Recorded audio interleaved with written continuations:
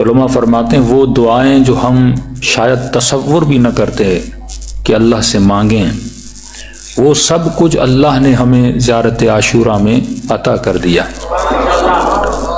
کہ شاید مانگتے ہوئے بھی بندہ احساس کرتا کہ یہ مانگوں یا نہ مانگوں، کہیں خلاف ادب تو نہیں ہے ایسی چیز مانگنا، لیکن وہ چیزیں ہم نے زیارت عاشوراء میں مانگی ہیں کہ 17 اور 18 مقامات ہیں زیارت عاشوراء کے، کہ اگر ایک مقام بھی اگر بندے کو مل جائے اور ایک مقام کو بھی اگر بندہ سمجھ جائے تو انسان جنتی بن جائے۔ کہ زیارت عاشوراء میں اللہم بہت زیادہ ہے۔ دو چیزیں زیارت عاشوراء میں بہت ہیں، تھوڑا سا تکرار کروں گا تاکہ ربط موضوع ہو جائے، شاید آپ لوگوں نے وہ مجالس نہ سنی ہو۔ ایک تو زیارت عاشوراء میں ہم نے خدا سے ایک بھی دنیا کی چیز نہیں مانگی، یعنی آپ نے یہ نہیں کہا مجھے بچے دو، آپ نے یہ نہیں کہا مجھے رزق دو، آپ نے دنیا کی کوئی چیز نہیں مانگی۔ جتنے زیارت عاشوراء کے اندر آپ مقامات اللہ سے مانگتے ہیں وہ سارے مقامات روحانی اور اخروی ہیں۔ دوسرا، زیارت عاشوراء میں بندہ بڑی بڑی دعائیں کرتا ہے، مثلاً معکم فی الدنیا والآخرہ، اے خدا مجھے معیت اہل بیت عطا کر، اہل بیت کا ساتھ عطا کر، دنیا میں بھی آخرت میں بھی عطا کر۔ یہ بہت بڑی دعا ہے۔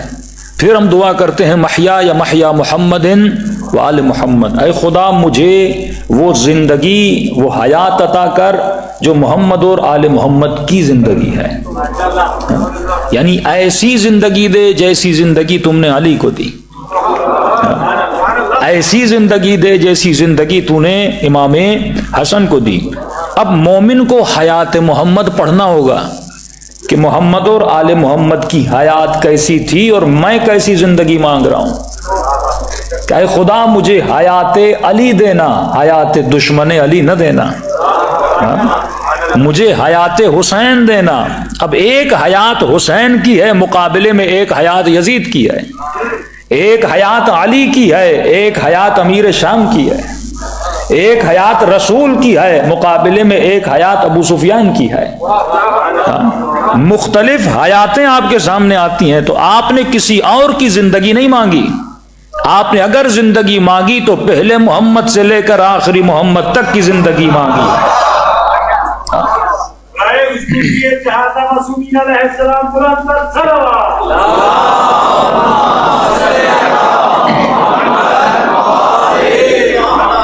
کہ ایک مجھے معیت محمد اور آل محمد چاہیے، ان دونوں کا ساتھ چاہیے۔ اب اس ساتھ کی برکت کیا ہے میں بتاؤں گا۔ دوسرا، مجھے حیات محمد اور آل محمد چاہیے۔ وَمَمَاتِ مَمَاتَ مُحَمَّدٍ وَآلِ محمد، اے خدا اگر حیات ان جیسی عطا کر رہے ہو تو پھر موت بھی ان جیسی مجھے عطا کرنا۔ مطلب یہاں پر دعائے شہادت بندہ مانگ رہا ہے کہ خدا جیسی سانسیں اہل بیت کی نکلی تھیں ویسی پرواز میری روح کی ہونی چاہیے۔ مطلب مجھے جہالت کی موت نہیں چاہیے، مجھے علم و عمل کی موت چاہیے، مجھے ہدایت والی موت چاہیے۔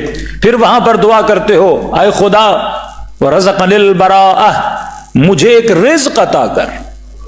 آج تک ہم نے اس کو رزق کی صورت میں نہیں دیکھا تھا۔ زیارت عاشوراء میں امام تجھے بتا رہے ہیں کہ براءت بھی رزق ہے، یہ ہر کسی کو عطا نہیں کیا جاتا۔ بموالاتکم، یہ جو موالات اور ولایت اہل بیت ہے یہ بھی رزق الہی ہے، اور یہ جو براءت ہے اہل بیت کے دشمنوں سے یہ بھی رزق الہی ہے۔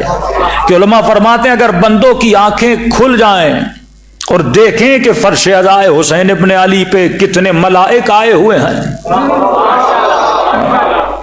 کہ یہ سفرہ پروردگار عالم ہے، کہ خدا کہتا ہے جسے جتنا رزق لینا ہے اٹھا کے لے جائے۔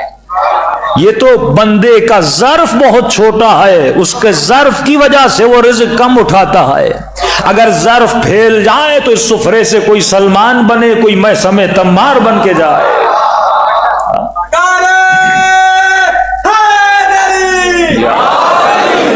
یہ سفرہ رزق محمد اور آل محمد ہے، کون کتنا یہاں سے اٹھا کر جاتا ہے۔ اور دوسری چیز جو زیارت عاشورہ میں سب سے زیادہ ہے، اکرمنی، جتنی ضمیریں ہیں وہ حسین کی طرف پلٹتی ہیں۔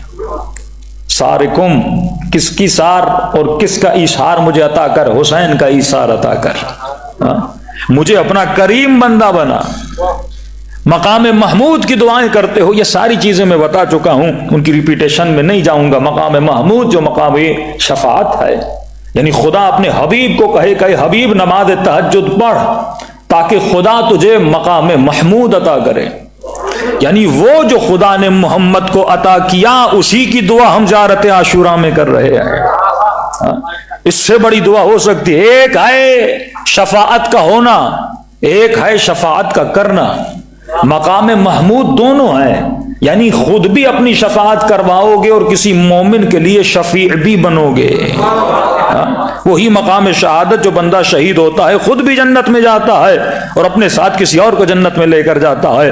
اتنی بڑی بڑی دعائیں زیارت عاشورہ میں ہیں، لیکن ایک مقام جس کو بہت سمجھنے کی ضرورت ہے، جس کا شدت کے ساتھ زیارت عاشورہ میں ذکر ہوا ہے، وہ کون سی چیزیں ہیں؟ زیادہ سے زیادہ زیارت عاشورہ میں ایک تو 100 سلام ہے، دوسرا 100 لعنتیں ہیں۔ زیادہ سے زیادہ لعنت کی گئی ہے اور زیادہ سے زیادہ سلام کیا گیا ہے۔ اللہم لعن اولا ثم الثانیہ والثالثہ والرابعہ والیزید خامسہ ولعن عبید اللہ بن زیاد وابن مرجانہ